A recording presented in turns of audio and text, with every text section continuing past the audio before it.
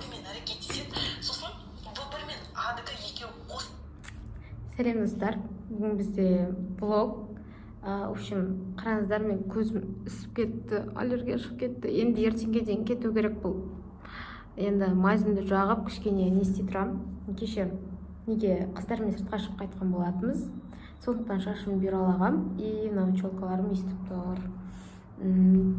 Одан кейін енді бүгін 31 наурыз, ертең 1 сәуір, сонымен ертең мен наурыз ұбытыға кіретін боламын. Сонымен мен кішкене дайындалып алайын деп, сонымен дайындықпен отырмын. Кейбір тақырыптарды түсінбеген, өтпей қалған, пропустить етіп жүрген тақырыптар бар. Өйткені сіздерге көп айтпаған нәрселер бар ғой. Басқа мектептен былайынан ауыстым, одан кейін басқа мектепке ауыстым, тағы басқа мектепке ауыстым деген сияқты да сондай болып кетті. В общем, оның темасы бөлек.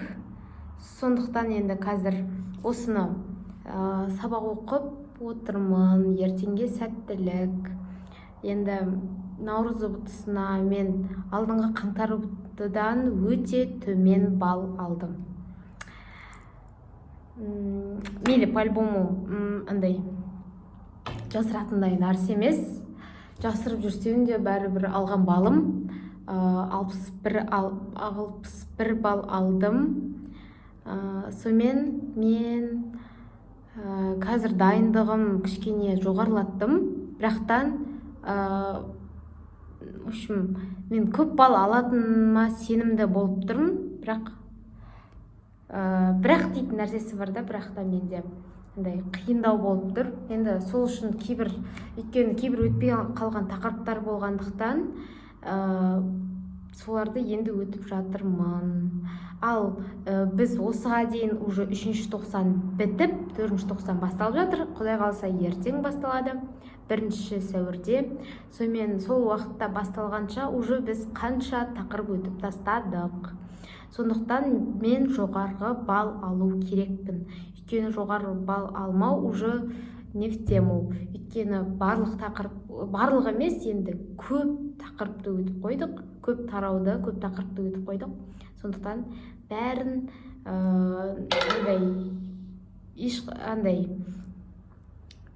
барлық тақырыпты қамтып дұрыс балл алып шығу керек. Мен бұл жерде биология пәнінен дайындалып отырмын. Ал мен осыға дейін осы 2 күн кішкене дайындалып сөйттім. Ал оғанға дейін кәдімгі мектептің сабақтарымен мектепте мен өздеріңіз білетіндей 125 хайскулда оқимын, сондай жекеменшік мектепте. Сонымен сол мектептерде сол ұбыты дайындығымен жүрдім. Ал қазір осы видео сабақ арқылы дайындалып отырмын. Сондықтан енді ертеңге маған сәттілік.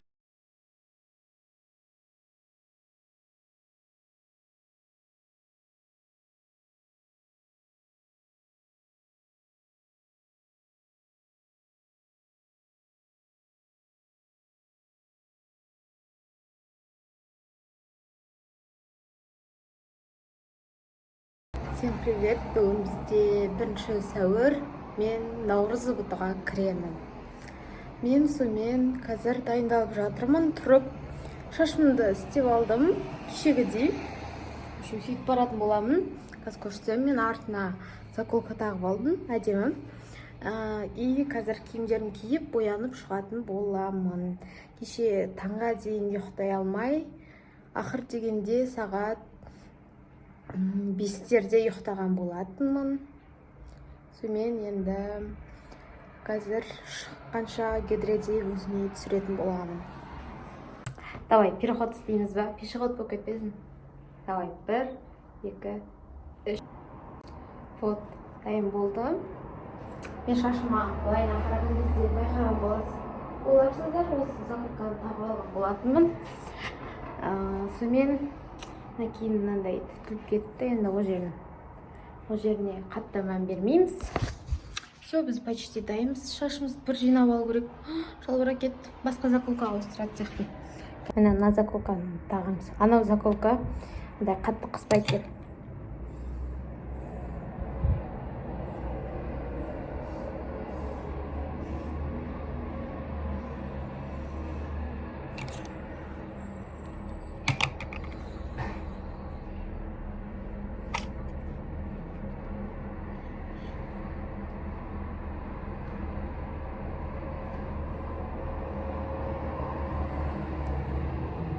Вот, кішкене шашым жинақы болып қалған сияқты. Жинап алдым. И потом артын көрсетейін қазір. Вот. Осындай болып жинап алды. Осындай қылып әдемі болған сияқты. Шашым еще бюрасымен. Мен кеше сыртқа қыздармен шыққан кезде шашымды бюралаған болатын. Сол кезден бері тұр. Вот. Сумкамды алдым. Ішіне ручкаларымды салып шығып жатырмын. Немді алып алайын, кілтімді. В общем, план өзгеріп жатыр. Мен ауылға қайтып кетуім мүмкін осы неден кейін, ұлдыдан кейін.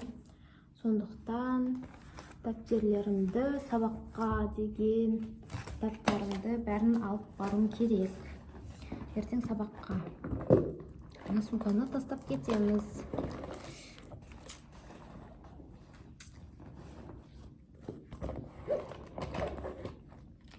Вот, 3 ручка алдым енді запасқа. Керек болып қалады деп. Осы жерге сала салайын. Духи. Өзімнің майзым. Вот, қазір автобустан түстім. Түсіп жатырмын. Вот біздің тест-центр Юстади талай жанның бірдеңе не деп айтам, өмірін белшесінен қиған. Осы заттарын салып жатыр, уже кіргізіп жатыр екен.